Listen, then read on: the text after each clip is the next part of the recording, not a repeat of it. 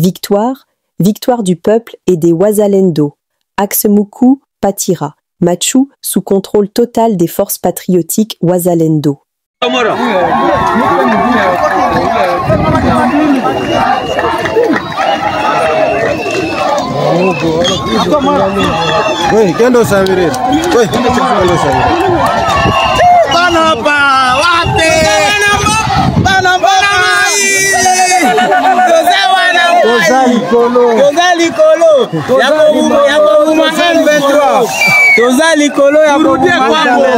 Kanisa kitoko sila.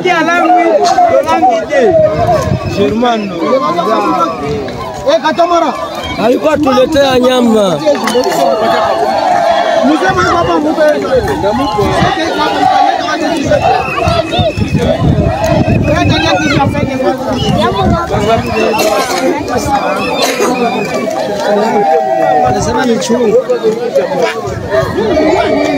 Guerre dans l'Est, une attaque rebelle visant les habitations de civils repoussée dans le Bazimukuma Sud.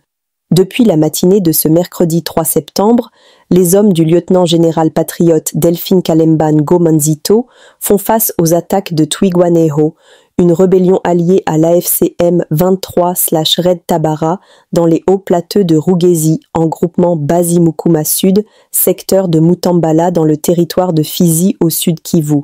Dans un communiqué signé et rendu public à ce jour, le porte-parole de Congrès des Patriotes pour la liberté des Congolais Forces d'autodéfense, Biloze Bishambuke, CPLC/FABB, en sigle, dénonce une violation du cessez-le-feu et parle de mesures de défense prises et leur détermination pour la protection de civils visés par les agresseurs.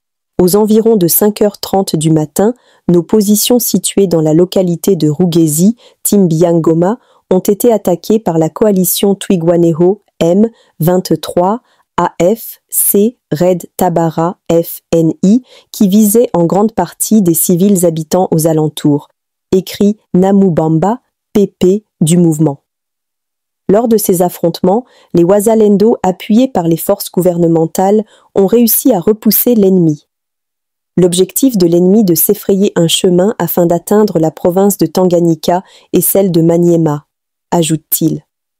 Malgré ces attaques multiples, les Wazalendo dans ce coin se disent déterminés à sécuriser la population et ses biens. Guerre dans l'Est. L'AFCM 23 RDF attaque les positions de combattants Wazalendo, CMC, à Kinyankulu. Depuis 6h du matin, ce mercredi 3 septembre, l'armée rwandaise appuyée par l'AFCM 23 a lancé une attaque contre les positions de Wazalendo CMC dans le Massissi. Des tirs d'armes lourdes et légères se font nourrir dans cette entité non loin de Kiaemba. Les axes Kichanga-Mweso et Kichanga-Birambizo sont menacés. On y signale le massif déplacement qui cherche des endroits sûrs pour leur sécurité. Sisi tunapinga Gasita kwa sababu Gasita iko na esprit ya M23. Gasita ni M23. Ndio maana tunampinga. Lakini imesemekana ya kwamba tayari amesharudia. Kwa nini aliendelea wakati imesemekana kwamba amesharudia? Ikiwa tumefanya hivi ni kwa sababu hajarudia. Jana tulikuwa mkikao na komanda region, tukaambia komanda region ya kwamba sisi hatutaki Gasita. Hatutaki Gasita kwa sababu ya hizi zenye mimi na watajia hapa. Za hiyo boasi usaliti. Kwa hiyo tukampa shurti kusema kwamba aondoke a partir ya jana. Kulikuwa makomunikasyon entre yeye na chef d'état major general na wengine viongozi Kinshasa, wakakonfirme kusema kwamba arudie. Ilikuwa previ batu yetu bawe pale juu tuhakikishe bamueskorte ti ku frontiere tuona narudia. Batu yetu balilala pale. Mpaka saa hii niko naongea na mwe kama ni 10h, 11h, 12h angali pale. Kwa hiyo tunaomba komandema ya region militaire atuautorize soda wetu kupiga masasi na tutapiga masasi. Lakini tunamuomba tu afanye nini? Baende na tuko hapa kwa barabara tuone yeye ule anapita kwa sababu atakuwa na watu yetu. Anavuka bali watu wetu watatupatia consigne anavuka basi activities zinaanza. Kwa raia wa Uvira labda waishi namna gani kwa sasa? No raia Je suis Johan Boestam, je suis le représentant spécial de l'Union européenne pour la région des Grands Lacs. Je viens d'échanger avec monsieur le gouverneur et son équipe sur la situation actuelle au nord de Kivu. Pour mettre ma visite dans son contexte, c'est un déplacement dans la région. Hier, j'ai eu l'honneur d'échanger aussi avec Madame la Première ministre, Madame la ministre des Affaires étrangères, et Monsieur le ministre pour la coopération régionale. Et comme à eux aussi ici sur place, et j'ai insisté sur le fait que cette visite, c'est aussi surtout une manière pour l'Union européenne de montrer sa solidarité avec les autorités légitimes de Nord Kivu. Ça a aussi été une opportunité pour moi de mieux comprendre les défis, surtout les défis humanitaires auxquels doit faire face la population de Nord Kivu au quotidien. Et j'ai aussi pu échanger avec le gouverneur sur le soutien de l'Union européenne dans les différents volets humanitaires. Et cela s'inscrit aussi dans la stratégie de l'Union européenne pour la région des Grands Lacs et notre volonté de continuer notre travail pour soutenir une région des Grands Lacs caractérisée par paix, prospérité et stabilité.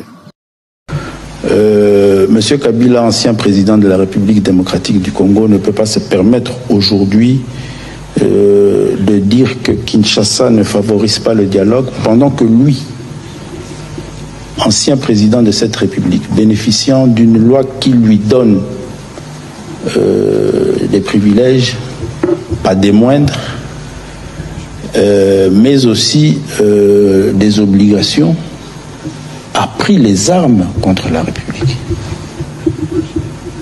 Et ça, ce n'est plus un débat. Il n'y a pas de débat à faire là-dessus. Toute personne sérieuse, avisée, qui suit la crise sécuritaire que vit et subit le peuple congolais, toute personne qui cherche et qui recherche les informations sur cette crise, connaît et sait qui est la personne qui est derrière cette crise, quel rôle joue M. Kabila dans cette crise. Il en est le chef de guerre. Alors vous ne pouvez pas prendre les armes pour réclamer un dialogue. Vous ne pouvez pas tuer des milliers, faire déplacer des millions de Congolais, les faire vivre pendant plus de 3 ans autour de la ville de Goma, dans des conditions...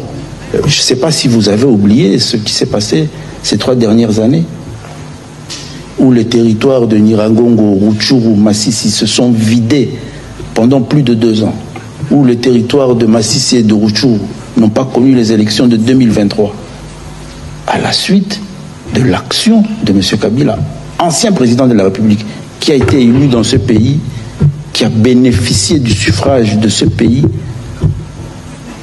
à plus de 2 reprises. Il a décidé de prendre les armes pour tuer les Congolais. Et il ose parler de dialogue. Ça, c'est se moquer de ce peuple et de cette nation.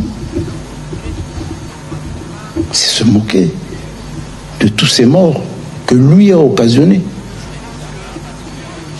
Il faut aller voir comment les gens vivent dans ces territoires occupés. La ville de Goma, de Bukavu se vide chaque jour. Vous avez nos concitoyens qui quittent, abandonnent leur maison pour aller vivre en refuge, si pas au Burundi, en Ouganda, au Kenya.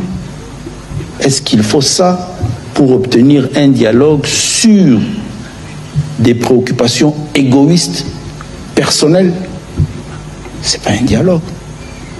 Donc je considère que c'est insultant pour un ancien président de se permettre, quelqu'un qui a bénéficié du suffrage universel dans ce pays, de se permettre de dire cela après avoir pris les armes et tué les Congolais. Je vais renchérir pour terminer. Nous sommes arrivés à la fin de cette édition. Merci à vous de nous avoir suivis jusqu'ici. Si vous avez apprécié ces contenus, n'oubliez pas de vous abonner à notre chaîne, d'activer la cloche de notification pour ne rien manquer de nos prochaines vidéos. Likez et partagez cette vidéo. On se retrouve très prochainement. À bientôt.